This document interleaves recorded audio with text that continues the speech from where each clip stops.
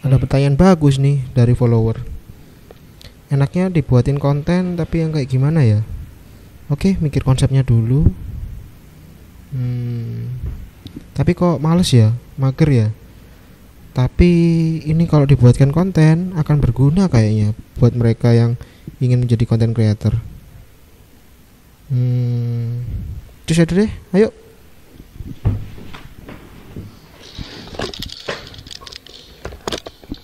Ya, aku harus ke studio. Aku buatkan video yang semenarik mungkin dan seinformatif mungkin buat para viewer nanti.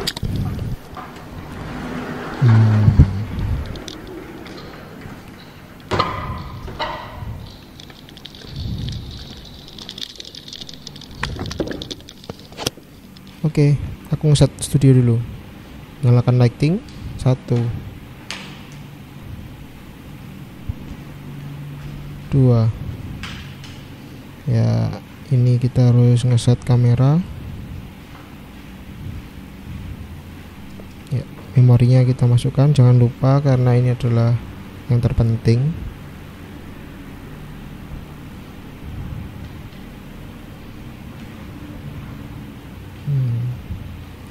Kalau mau buat konten ya gini, malesnya harus dilawan karena memang musuh terberat itu males, udah bukan rahasia umum. Oke, ayo semangat.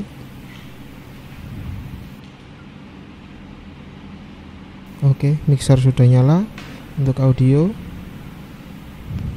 Ya, yuk.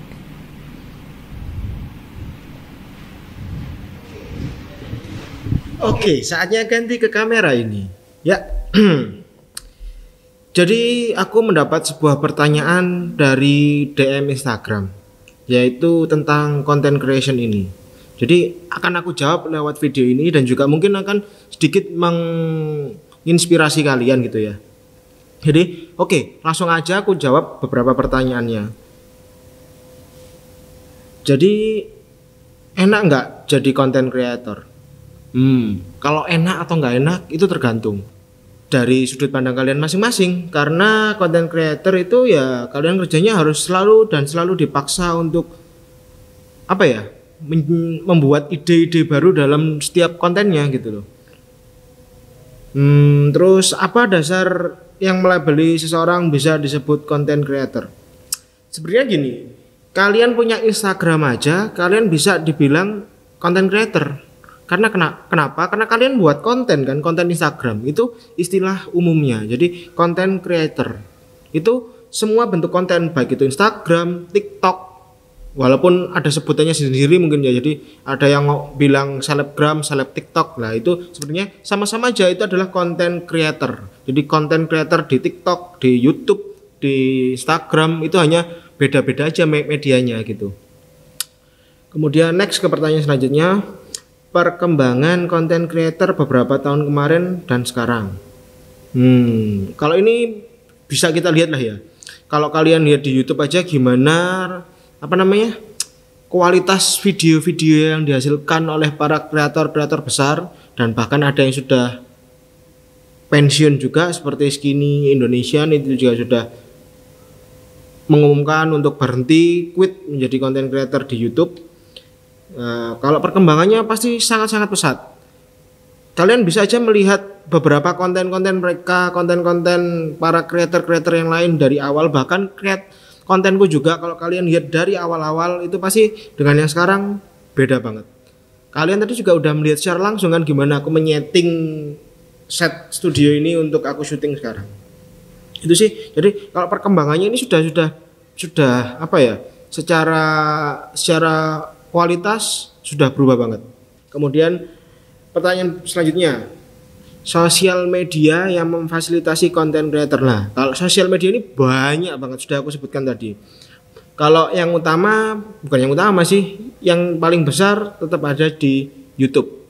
Jadi untuk di YouTube sendiri ini para konten creator bisa langsung menghasilkan dolar karena mereka juga dibayar dengan AdSense gitu ya. Sedangkan kalau misalkan kalian buat kontennya di TikTok atau di Instagram, mungkin itu hanya sebatas apa ya? perjanjian kalian dengan pihak klien kalian gitu ya. Jadi kalau kalian misalkan di endorse oleh brand A, brand B lah, itu nanti itu kalian dapatkan pemasukan dari situ. Tapi katanya di Instagram sendiri sedang membuat dan mengupgrade aplikasi mereka untuk mendukung content creation dan juga ke arah video. Jadi ya mungkin akan ada iklan juga di Instagram gitu ya. Jadi kalau untuk bilang sosial media ya itu tadi banyak sekali. Sosial media ini ada Instagram, ada juga TikTok. Ya mungkin TikTok itu bisa menjadi sosial media sekarang. Karena memang di situ bisa orang-orang bisa komen langsung di kontennya tersebut, sama seperti di YouTube juga. Jadi anggap aja itu sebagai sosial media ya. Karena kalau misalkan kita di media televisi, kita tidak bisa langsung memberikan komentar yang secara nyata bisa dibaca oleh si pembuat konten itu sih. Nah tapi anehnya TV juga sudah masuk ke arah YouTube nih. Kalau menurut kalian sendiri gimana? Oke, selanjutnya, bagaimana content creator membuat sebuah konten? Nah ini pertanyaan yang sangat bagus. Bagaimana sebuah content creator membuat sebuah konten? Ini tergantung dari kreatornya masing-masing. Dia membuat kontennya seperti apa. Kalau aku pribadi ya, ini jadi aku menjawab karena based on me.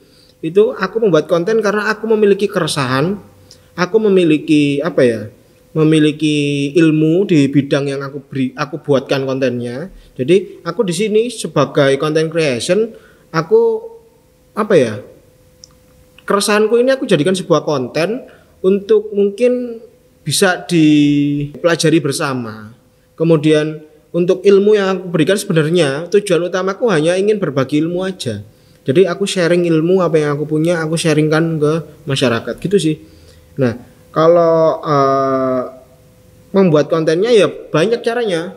Kalian bisa melalui media TikTok, bisa melalui media YouTube, bisa melalui foto-foto, atau bisa membuat seperti lagu yang lagi viral itu, Welcome to Indonesia, itu juga sebuah konten. Jadi untuk bagaimana membuat sebuah konten itu tergantung dari kreatornya masing-masing.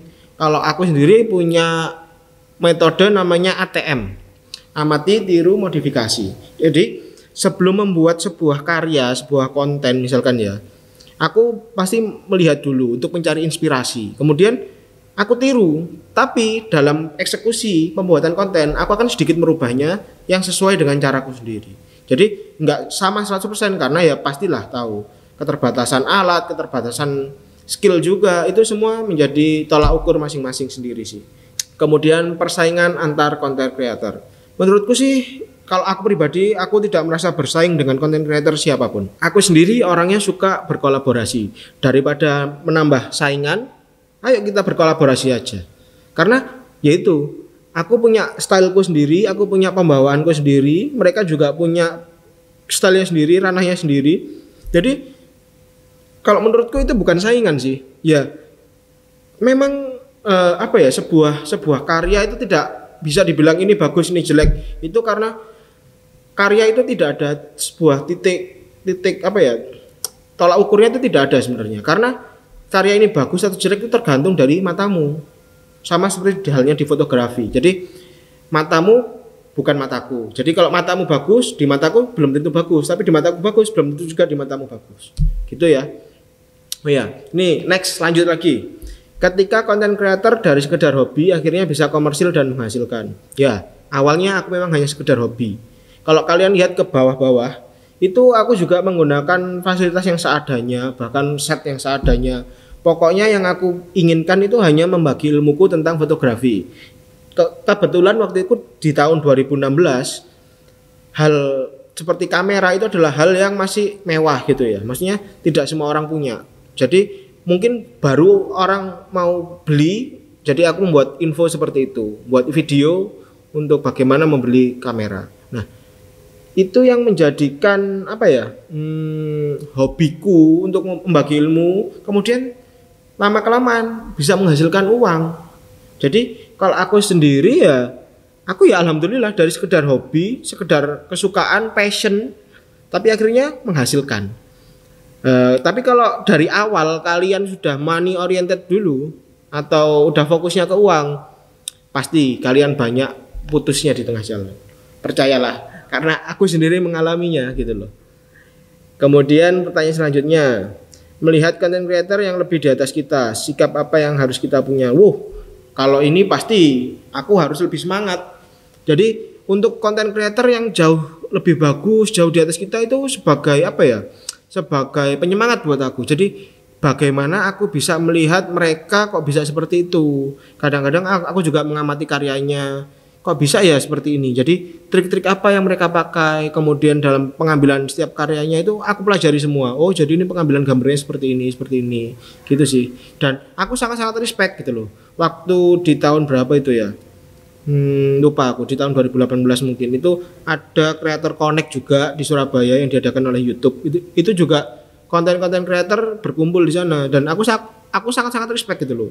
Ya apa ya, jangan sekali merendahkan seseorang dari ininya, dari apa namanya, dari karyanya, dari itu ya. Ibaratnya mereka juga manusia juga. Kalau kalian ingin dihargai, maka hargai mereka juga. Intinya itu sih. Kemudian pertanyaan selanjutnya, haruskah melepas pekerjaan utama untuk menjadi content creator atau berjalan bersama? Nah, ini pertanyaan yang cukup menarik. Aku sendiri memang content creator sejak 2016. Cuman semenjak aku fokus di pengembangan studio ini, justru konten pribadiku akhirnya mati gitu ya. Jadi aku lebih fokus ke usahaku di bidang foto dan video. Jadi yang aku upload pun waktu itu hanya foto priwet, video-video priwet seperti itu. Cuman ini menarik nih. Jadi aku kembali lagi ke YouTube setelah aku keterima CPNS kemarin. Kemudian kontenku yang rame itu malah podcast dan juga penjelasanku tentang CPNS. Jadi memang ini kan masanya nih, fasenya pendaftaran CPNS di tahun 2021. Nah, aku malah semangat untuk membuat konten di situ, dan kemudian jadilah podcast ini, jadilah set ini gitu ya. Jadi memang kalau melepaskan pekerjaan utama sih menurutku jangan, karena ya ini prinsip orang beda-beda lah ya. Karena memang kalau pekerjaan utama itu adalah pendapatan utama kalian gitu ya. Jadi kalau itu kalian lepas, kalian tidak akan punya pendapatan utama. Sedangkan dari content creation itu ya pendapatannya tidak akan sepasti pekerjaan kalian gitu sih. Jadi di era pandemi ini aku akhirnya dapat namanya work from home. Nah, itu aku maksimalkan untuk memproduksi konten-konten seperti ini gitu ya. Ya, kalau disuruh melepas atau berjalan bersama, kalau aku sih milih berjalan bersama. Kemudian ini pertanyaan masalah teknis selanjutnya. Tools atau gears apa yang digunakan untuk mendukung kerja content creator, baik itu beginner, intermediate maupun advance? Ya. Tadi di awal sudah aku lihatkan gimana aku membuat set ini. Maksudnya menata set ini sebelum aku syuting. Kalian bisa lihat ada lighting, ada alat perekam audio di sini, ada laptop yang membantu aku membacakan pertanyaan yang ada di sini, dan kemudian ini juga menjadi laptop yang aku gunakan untuk mengedit video yang habis ini, gitu ya. Kemudian tidak lupa juga aku ngerekam ini pakai kamera. Nah, kalau kamera ini kalian bisa masing-masing lah ya, ndak ada standar harus kamera A, harus kamera B, harus kamera C, ndak ada. Itu terserah kalian, terserah kemampuan kalian, bahkan menggunakan HP pun asal bisa merekam video itu bisa. Karena memang ya semua orang itu punya kapasitasnya masing-masing, punya kondisi keuangan masing-masing, itu juga ndak bisa dipukul rata gitu ya. Jadi kalau kalian awalnya pengen memulai, ya udah mulai aja, pakai apa yang ada. Entah itu pakai HP dulu, pakai kamera yang kurang bagus dulu, atau langsung bahkan kamera kalian langsung pro langsung, ya silakan, karena memang itu kemampuan kalian gitu loh. Sedangkan kalau menurut aku tools dan gear itu nomor 2. Yang pertama itu pasti niat. Jadi apa ya, untuk memantapkan niat untuk membuat konten itu tidaklah mudah gitu loh. Kemudian ada pertanyaan selanjutnya, itu agar konsisten berkarya dan menghindari nggak mood gimana? Nah, ini untuk konsisten berkarya ini juga agak-agak susah sih. Karena memang kalau tujuan kalian dari awal memang money oriented ya, uang. Di saat kalian menjadi content creator dan tidak ada uangnya, kalian akan nggak mood. Tapi di saat memang diawali dengan passion, diawali dengan kalian suka, tidak memedulikan uangnya, tidak memedulikan hal-hal lain, kalian akan sangat-sangat suka membuat konten walaupun walaupun tidak ada uangnya misalkan, walaupun tidak menghasilkan misalkan, itu kalian akan suka. Sama seperti kalau misalkan kalian punya hobi deh, mudahnya seperti itu. Saat hobi kalian baca buku, kalian akan suka membaca buku gitu loh. Nah, di saat hobi kalian itu membuat konten, maka itu akan mengasihkan gitu buat kalian gitu loh. Dan itu akan membuat kalian konsisten gitu sih. Nah, kalau misalkan memang tujuan kalian uang, ya kalian harus siap siap bertaruh gitu. Karena memang untuk mencari uang di content creator itu tidaklah semudah itu gitu. Mungkin ini sedikit ya yang bisa aku berikan. Mungkin kalau kalian punya pertanyaan lagi silahkan tulis di kolom komentar di bawah. Aku sangat senang dengan sebuah konten seperti ini, dengan pertanyaan-pertanyaan seperti ini. Silahkan ditanyakan lagi. Kayaknya segini dulu aja untuk konten kali ini. Dan ini mungkin udah panjang juga. Apabila masih ada pertanyaan silahkan ditanyakan di bawah. Jangan lupa untuk subscribe dan juga komen pertanyaan-pertanyaan kalian. Jangan lupa di like kalau misalkan video ini bagus. Dan juga di-share ke teman-teman kalian ya kalau memang konten ini bermanfaat. Aku Selby Agi pamit undur diri dan dadah.